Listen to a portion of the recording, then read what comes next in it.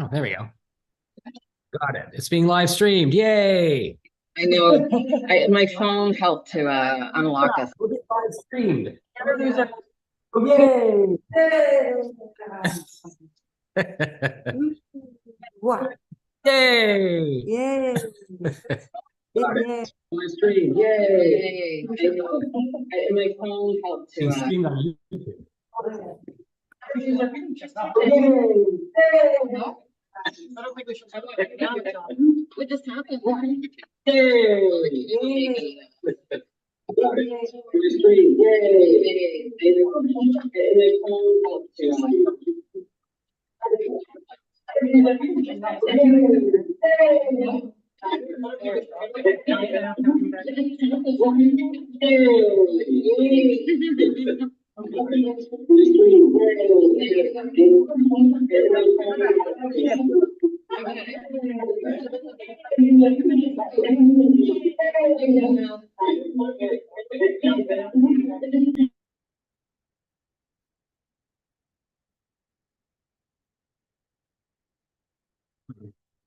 Oh, you're muted now, I think.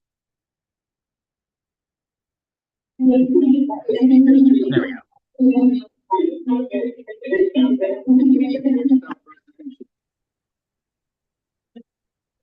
No, can't. I can hear stuff, but not you.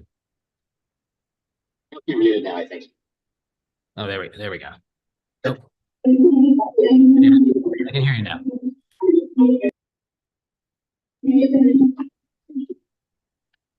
How's my audio? Is it good, the audio? You're hearing? Hear you, yeah. It's working now. Okay, good. God, this bloody phone ringer. What's that? Oh, shoot. Yeah, the phone is. I gotta shut that ringer off. Oops, wrong. There, here. Hi, did I say hi to Toronto? Hi, Toronto. This is Eskimo Jomi. Hi, Rhoda. Nice to meet you. How are you? And I was telling you, Rhoda is the artist who has the studio for 1 year. Okay. 401 Richmond Street. And Jomi has been to 401 Richmond Street many times. Mhm. Oh, you brought them around? I have to introduce him. He's my Eskimo colleague, he likes to call himself. So he's the associate arts manager here at the studios in Cape Dorset, Nunavut. Yes. Hope to see you in the near future in person, and hope maybe sometime soon someone's gonna create something, someone to beam you up.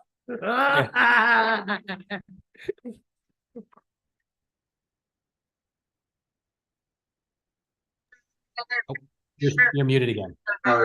Sorry, we keep getting a weird loop in the audio. Well, you keep losing our audio. It's like I can hear what you guys are saying on loop a bunch of times. I unplugged it for a second. Oh, I see. I wonder if is it because is there an audio source? It's two audio sources it's coming out of, or no? Can you mute yours for a second and then turn it back on? Oh, weird. Okay. You're saying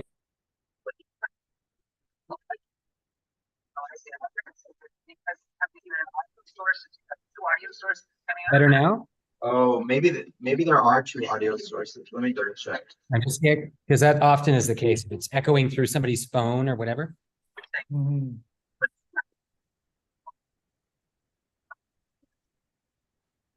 So who Is that better now? I don't know what. No, I can. I don't think that's I know. Thanks, Johnny. So, phone on. usually if there's a second audio source, it'll get you that feedback. If you mute the other one, then it should be okay. Yeah, I'm not sure what's giving the feedback. Oh, is it still happening now when I talk? Using their phone and the computer at the same time. There are no other participants, it's just Will and I. So what do you need? Someone to log on? No. No, I think we thought that maybe someone was logged in twice. I mean, I don't have anything. My phone is not. That's what happened. I was turning it there. Turning it all the way up.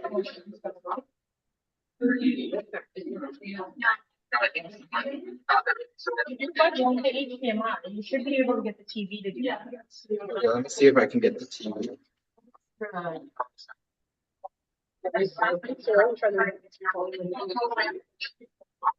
Is it showing volume on that side?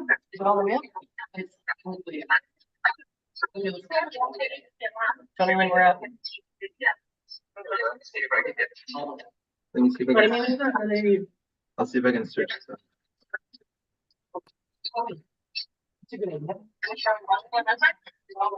I think I'm hearing you echoing at some kind of weird sound. Yeah, I don't know why I'm doing this loop. So now if I talk, is it still echoey at your end? Oh, there we are. Laurie and Thierry. Now, Laurie, guess where I am? Well, wonders never cease. You're still up. And I've got, and look, I'll just do, there we go. Shuv, wave. Shuv and I, wave. Shuv and I, hello, hi. I want to know what candy is in her pocket today. What candy's in your pocket today, Shuv and I? What? Candy. Any gummies? I don't know. Can I ask you guys a question? Are you getting some kind of weird feedback when I talk on your audio? It just sounds like the cavernous nature of the studio, but not feedback. Yeah, Will, I solved it. It's because we had two speakers on at the same time. That's what I thought. Yeah, it happens all the time. So when I do that, when I'm using this to roam, and then I have the laptop, I got to make sure one is off and the other is on in order to not get that strange feedback looping. So actually, and it's too bad we can't see. I'm going to show you what it looks like over there. I just got a message. I'll hold it up to the screen. So we've got hang on one second. We've got a big screen monitor, and we've got the group assembled in the room, and it looks something like this. And what's underneath, Rhoda, you can explain what's underneath is the remnants of a piece you produced for Nuit Blanche, right?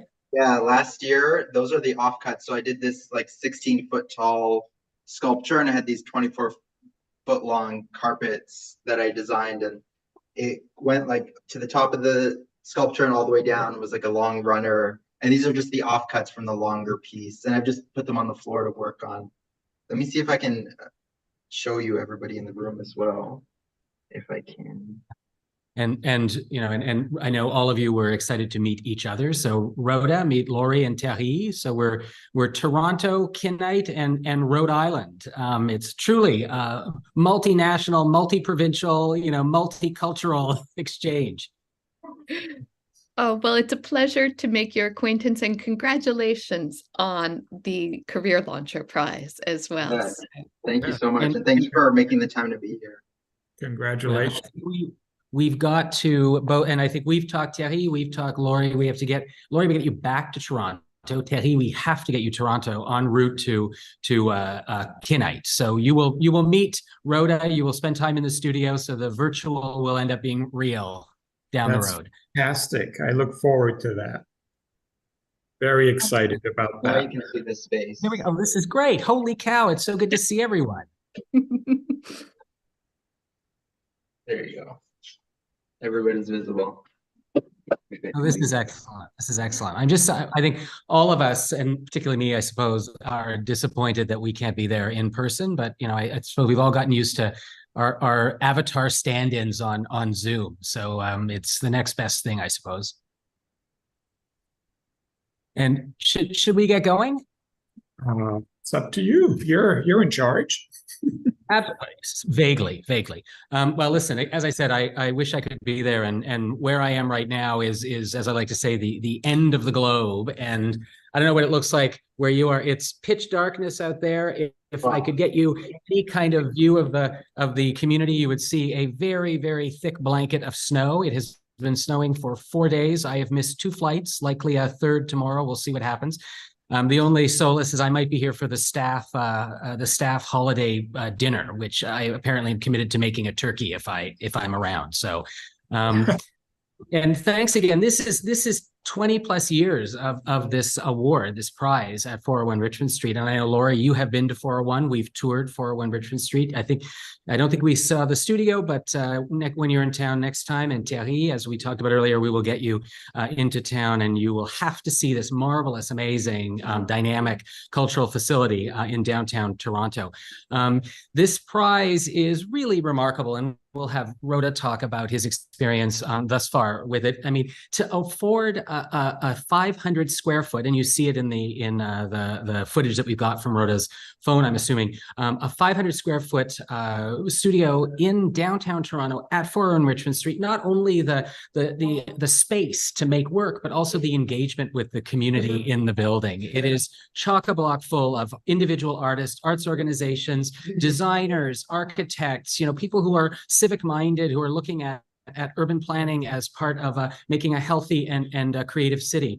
And so this, I think, is such an amazing privilege for me to be able to participate and to assist in presenting this each year. As I said, I'm in the Canadian Arctic at the moment. Shubhanaya Shuna, one of our most famous artists, is behind me. And I just wanted to touch on a little bit of what you're seeing behind me, because it does relate back to the mandate and the purpose of the award. And we're going to talk about this, from the perspective of Thierry, you and Laurie from Rhode Island, both in the academic milieu. But this facility that I'm in right now, it's been operating for about 65 years. It will be 65 in 2024. And not one of our artists, including this one here, has gone to an art school. It is all mentorship. So generation to generation and peer to peer. And, it's not as active today because, everybody's out there. Were belugas in the harbor, so people were hunting. Again, Laura, you were here when all that was happening. Mm-hmm. And so for me, it's this amazing environment that I, again, have the privilege of participating in. We're seeing all of this creativity happening, and just to see the young artists interacting with the more senior artists, to see the printmakers mentoring, the apprentice, to into being a master printmaker. And this award is all about that. It again affords the 500 square feet to make the work, but it also puts someone like Rhoda and the succession of young artists who have participated in this prize, recipients of this prize, puts them in contact with a number of people more senior in the community who have experiences and are willing to share. And I think that's really one of the things that is very special about this award. And 401, I think, is one of those places, and I can speak to this, many years ago, decades ago. My first job was at A-Space on the main floor, and I was a young administrator. And how did I learn to, and this was long before the academization of, PhDs in arts administration and curatorial practice and all these things. I learned because I had a lot of really, really good people around me who were willing to have those conversations, were willing to let me make mistakes, were willing to show me how to mitigate a lot of those risks. And I think that's what we're going to hear from Rhoda in a minute, both about his practice and about his experience at 401. And I want to thank the 401 team. I've had the privilege of being involved with this. They've been so generous with me, and whether it's my participation with Nuit Blanche, whether it's my participation in this, whether it's my participation in, the holiday open house. I wish I could participate in person. I will likely be stuck here again for the event tomorrow, but it's been a real privilege and a thrill, and to have these ongoing initiatives at a wonderful location like 401, really, really exciting. I wanted to also thank Beanfield, who is our community connectivity partner. Without Beanfield, we would not have this high-speed connection in the studios. If only Beanfield serviced the Arctic, I would have this place wired with Beanfield fiber optic, but we'll see, possibly in the future. And I'm going to actually sort of move it over to you, Rhoda. Maybe you could, because you're the person of the hour, maybe tell us a little bit about your practice, and then tell us, of course, how you've been, what you've been doing, and what you've been up to at the studio over the last little while since you've been in residence. Thanks, Will. So a little bit about myself. So my background is, and so I'm going to speak to the camera and try to speak to people at the same time. So I was born in Iraq, in the Kurdish region of Iraq, and I was left Kurdistan when I was a year old and settled in Turkey and then into Quebec and then eventually in the GTA, Greater Toronto area. And so a lot of I left there so early, and a lot of my ideas and memories of my culture and trying to kind of return to my culture and gain a little bit of proximity to it is based in kind of like fantasy and imagination. It's through my parents' memories. I've only ever been back once when I was in middle school, so it was so long ago, and it was only there for a month. So trying to reconnect with my own culture, I find that I'm relying on other people's memories, things in the media, stories. So I'm living in this like in between world where I'm kind of trying to dive into one culture, but I've grown up here and this kind of juxtaposition and this is stuck in between. So a lot of my work is an exploration of my culture and kind of imagery and craft for my culture. So I've been working a lot in textile, but like exploring textile as sculpture and kind of imagining textile in a new way and in a kind of contemporary way. And so a lot of my practice is there. And mainly I'm doing public art. I'm trying to transition into other forms, maybe more gallery based as well. But right now, the majority of my practice is in public art, and public art has like a different level of accessibility too. Also, it's the temporariness of public art also speaks a lot to my practice, because if you know anything about the Kurdish struggle and Kurds in general, you know that permanence is an issue. We lack a kind of a specific country and borders, and you know we're facing a lot of displacement and movement because of governments in other countries. So that kind of embeds itself in my work as a public artist as well. And yeah, having the space at 401 is great for me, because I was just working out of my parents' garage, and a lot of my interest in sculpture, I like to work large scale, and the difficulty of that is lack of space. So when you're working, my parents' garage is probably like a quarter of the size of this place. It barely fits one car. So to be able to work in a tiny space like that is difficult. A lot of my pieces that I made at first were all done in smaller pieces and then assembled on site for whatever event it was. But here I can build things full scale, and that's not as much of an issue. Also, access to community. You know, my parents' house is in the suburbs, and there's not really an arts community there. So to be actually in the city in Toronto, it's a different access to cultural events, to things that are happening around you. And yeah, that's kind of my practice and where I'm going with my exploration. Thanks, Rhoda. I'm going to go back to a few things that you said in a moment, but what I wanted to do was Laurie and Terry, I mean, our special guests beaming in from, as I mentioned, Rhode Island. And Laurie, you're with Rhode Island School of Design. I had the distinct privilege of visiting a month ago, and Terry, of course, was at Brown University as well, where you are. Laurie, do you want to tell us just some thoughts on, you know, mentorship, the importance of supporting and enriching emerging voices, and some of your experiences at Rhode Island School and how that relates? Of course, and thank you again for inviting me to be part of the conversation this evening. This evening. It's really exciting to work in the capacity that I do. So I work both as a curator at the Rhode Island School of Design, but also as a faculty member. And there's so many crossovers at an academic institution where you have both a teaching collection, works of art that emerging artists are coming and seeking inspiration from, but also to just be really on the ground and in the studio, in both studio and liberal arts classes with emerging artists. And I think one of the most enriching things is to be able to have those discussions where it's new perspective, working with emerging artists, young creatives, that you're constantly reevaluating the collection that you're working with, and also being exposed to, there is a side to curatorial practice that does involve the art market.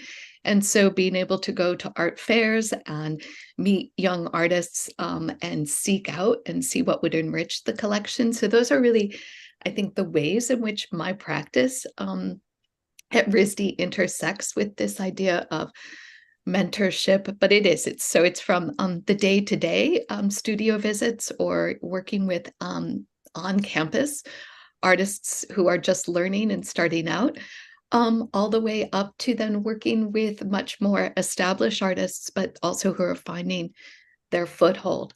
And one thing I have to say, in a former, just like you were talking about, Will, as in a former life when you had a hat on and you were learning from mentors, it's something I wouldn't be where I am today if it was not for a sister of mentorship. And I had the privilege of, I went to an arts high school, and we were, ages 13 to 17, all in classes together. And I still think of what I learned from the 17-year-olds in the dark room at the same time as I was there. So this spans across so many generations, and having seen it up at the studio in Kenite too. So I think, and at Fort Rowan Richmond. So yeah.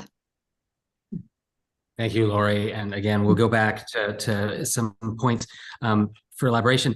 But Thierry, Brown University, and you're working mostly at a terrific facility that is an Arctic laboratory. So please tell us a little bit about what you do, and again, the idea of mentorship and how your thoughts. I'm the head curator of collections and the repatriation coordinator for the university at the Haffenreffer Museum. And the Haffenreffer Museum collections are anthropological, so it's everyone else's culture mostly. So we work with students, with faculty, and with scholars, as well as communities of origin, to inspire and create creative and critical thinking about culture and the world. So it's a teaching institution. The collections are, actually, I am at the CRC, the Collection Research Center, which is a distance from the actual exhibition on campus. There's a gallery on campus, which is 20 miles away. So it's a constant shuttle back and forth. But mentorship and fostering interdisciplinary research and work has always been the goal of the museum. We are here to provide opportunities for people to interact with materials and make them available for use in research, exhibition, and to interact with the public. So it's been an interesting institution because I've been here for 40 years, which is a long time, and I've seen this institution change dramatically as new methods and new paradigms have changed in the museum world. And Brown University itself has dramatically changed in its demographic and its focus. So it's been a continuous flow of change and new learning experience, not just for the people who come here, but for all of us who have remained in one place long enough. It's always interesting as things change to learn ourselves. So I feel quite privileged in the fact that I can work with people like Lori and William. You come and visit, and I get a whole new perspective, and I get introduced to 401 and people like Rhoda who do incredible work. I was looking at your work earlier, and it's absolutely fantastic. And I can see the roots into Kurdish culture and history. And these are all things that we are very interested in proliferating at Brown with students, with faculty. So the faculties use the collections. We promote their use for teaching. And it's not just we're available to the Rhode Island School of Design and any other institution, including high schools and even kindergarten up. So it's a resource for the entire community. And we are undergoing dramatic changes as the university has decided to relocate all of these collections. There is over 1 million objects in the collections, and we have to do an inventory to get the material ready to move in a few years. But as you mentioned, there is a very strong Arctic program here at Brown in Rhode Island. We have ties to the communities in Alaska. mostly, not to the communities up in Canada as much, although we have had many Canadian artists come here. Andrew Kwapik and Peter Irnick have come to the museum to make presentation and talk about their art and their lives. So we try and provide opportunities for this cultural exchange. And so this is what we strive to do, promote artists and educate our communities about what the greater world is all about through material culture largely, but it's all, in the end, it's all about the people behind that. That's generally the gist of what goes on here and what I do. And you were mentioning those changes at Brown, and I'm assuming these are changes in teaching methodology everywhere. And is one of them to provide more access in recent years or recent decades, provide more access to artifacts, objects that are in the collections, to make it more of a teaching platform than just a sacred space for the collection and preservation of historical objects. Right. Well, that is very true. Although there's the nice distinction between anthropology museums and art museums is that anthropology museums are perhaps less concerned with masterpieces and absolutely gorgeous objects. We like everything, including very humble tools and materials that the art museum would not have. However, those barriers are changing, and museums like the Art Museum at Rhode Island School of Design are now thinking in different ways about things, about how to interact with people and materials. Yes, there has been a lot of changes. And the other thing that the museum also works on is educating people about museum practices and how to work in museums, what museums are, and how museums now are more self-reflective as to and critical of themselves and how they do things and think about their collections. This was not something that was more obvious in the past, but today it is primary, looking at collections as the stewardship and how does that relate to the people who actually made and used and thought about these objects. And of course, the context has changed and it keeps on changing. So it's a terrific way of following how things evolve, change, and are, it's always an inquiry. It's being inquisitive, being curious is very important. Those are the main characteristics that we try to instill. Being knowledge is always changing and it has different perspectives. So we try to promote these new notions of things aren't stable. These things aren't strictly one thing. There are many things and they keep on changing and they may change in other ways. So it's an exchange. Myself in my position, I've learned just as much as from the students as the students I hope get from me. So it's always enlightening when you do get sort of a very involved class on different disciplines, because we are open to all other disciplines at Brown. We invite different departments to use these collections in ways that they perhaps had not considered before. So it's a growing and continuing to really blossom into something really interesting that wasn't there before. So this is basically the things that we are trying to promote and maintain. Hopefully people find it useful and interesting. Thank you, Thierry. Really fascinating. Laurie, I just wanted to jump back to you, and you mentioned something that was very interesting for me because, from a structural point of view, I mean, we are both a production facility. We are also a distribution facility for Inuit art from Kinnight. So, of course, and I know how difficult it is for artists, our artists particularly, because we are 2,500 kilometers from Toronto. And, how does one access the art marketplace, for instance? How does one access all of those structures that are peripheral, tangential, but still intersect with what is, the concerns of emerging artists or emerging academics? And so, anyway, can you talk a little bit more about the importance of the role of mentorship in accessing even some of those lesser obvious platforms like the art marketplace, let's say, like the art fairs. I mean, and you know, so please, if you could comment on that, that would be great.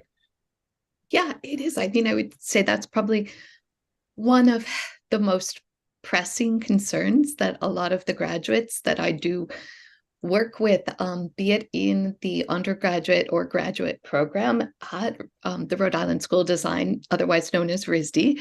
And I think it's, you know, a lot of it does fall on us as faculty or institutionally. So, you know, RISD does a phenomenal job in terms of promoting and setting up spaces to really bring in, because even though Rhode Island is not all that far from New York City, it still takes some enticing to get folks up to see some of the graduate exhibitions. But I think it also really, in terms of mentoring, it's connecting. Perhaps I've visited a gallery, or I know an established artist that is working somewhere, and making sure that those then emerging artists have connections, can chat, can find out what is it like to have your work placed within a gallery, what might be a good fit. So some of those avenues, in particular, because I work with so many of the students coming through the then fashion, the apparel, as well as the textile department.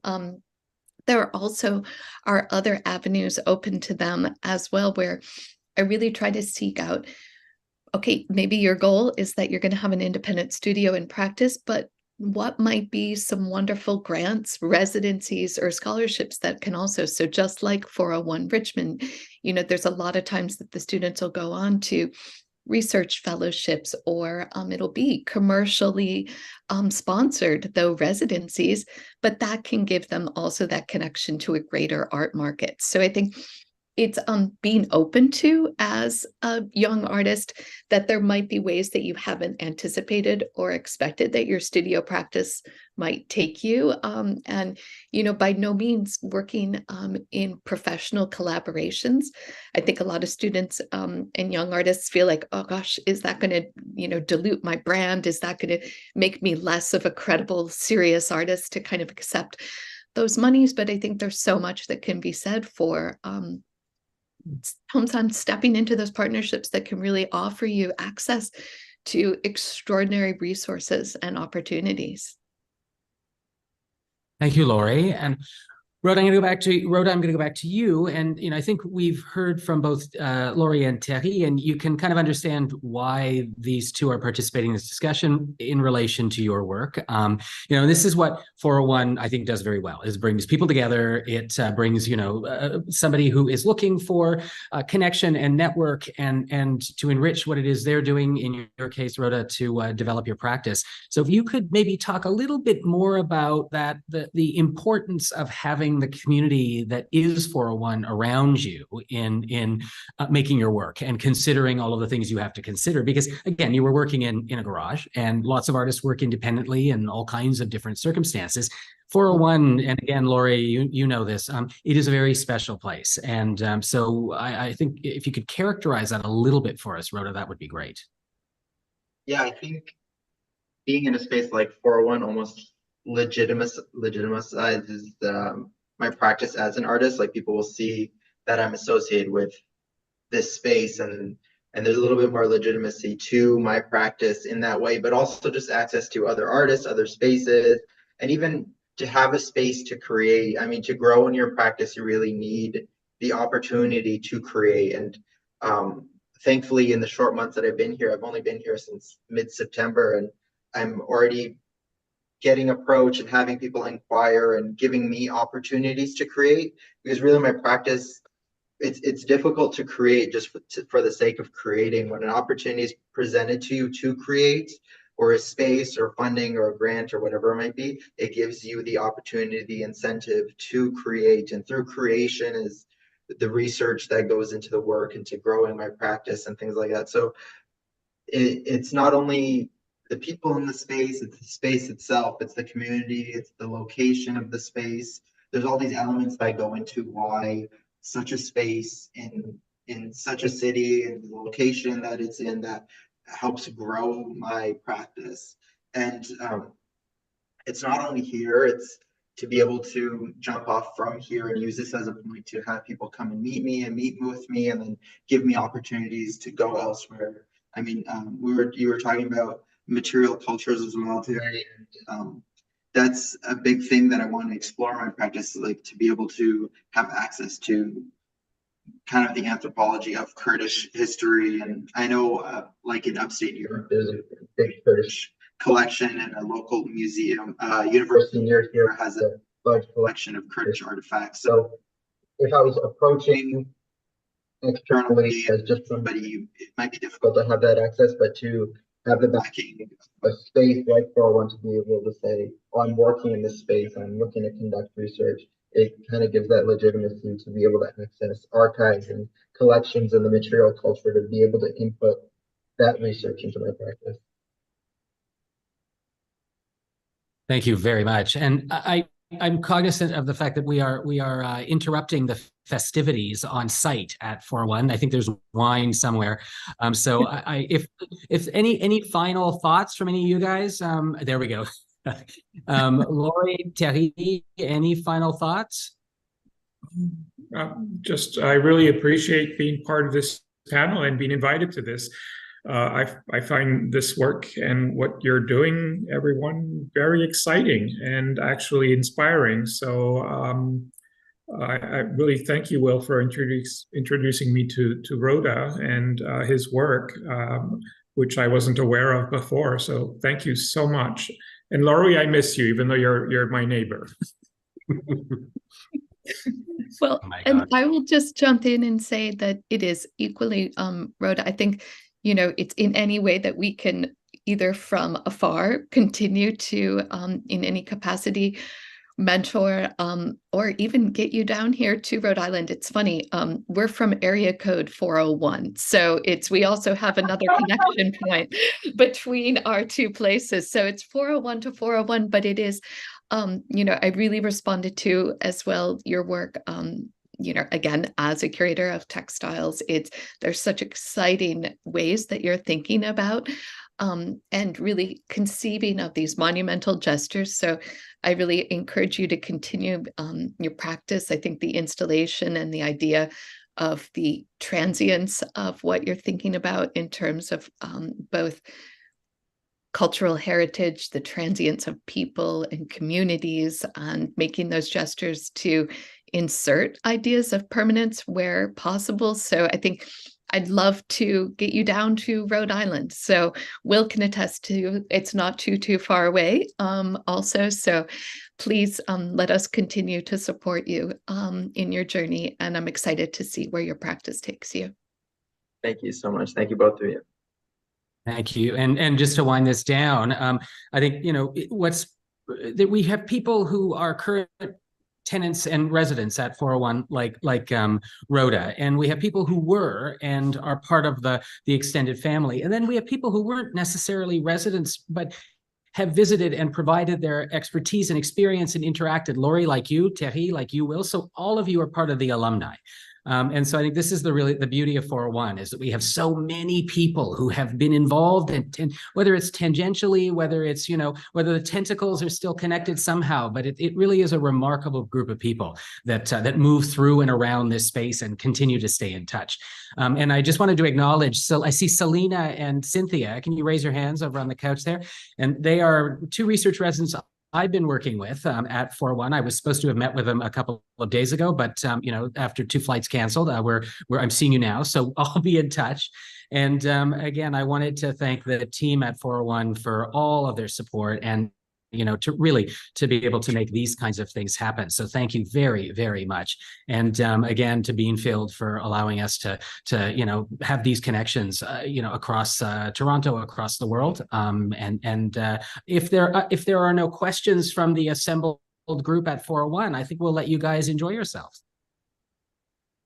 Thank you. Okay.